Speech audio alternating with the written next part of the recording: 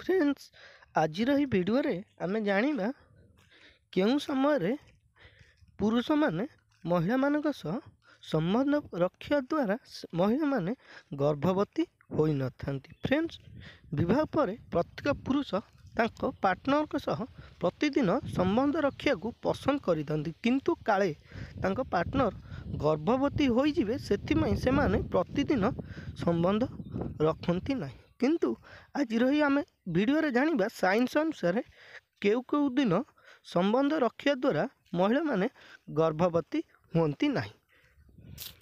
Subscribe करंतु Ayurvedic Odia YouTube channel को पाखरे थिबा बेल आइकन टू मध्ये दबाई दियंतु, जहा फल कि आम चैनल वीडियो आपण सर्वप्रथमे देखि पारिए एवं किछि शिक्षणीय जिंस आम चैनल द्वारा।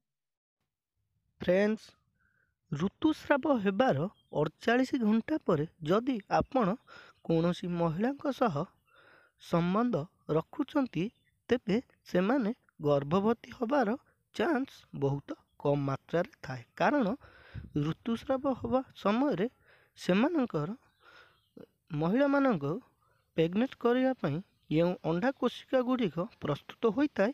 सही ऋतुस्राव 48 घंटा भितर संपूर्ण रूपे बाहर को पलाई आसी था। से ऋतुस्रावर 48 घंटा पर आपण जदि आपण पार्टनर सह संबंध रखुचंती तेबे से माने गर्भवती होबार चांस यथेष्ट मात्रा रे कम थाए।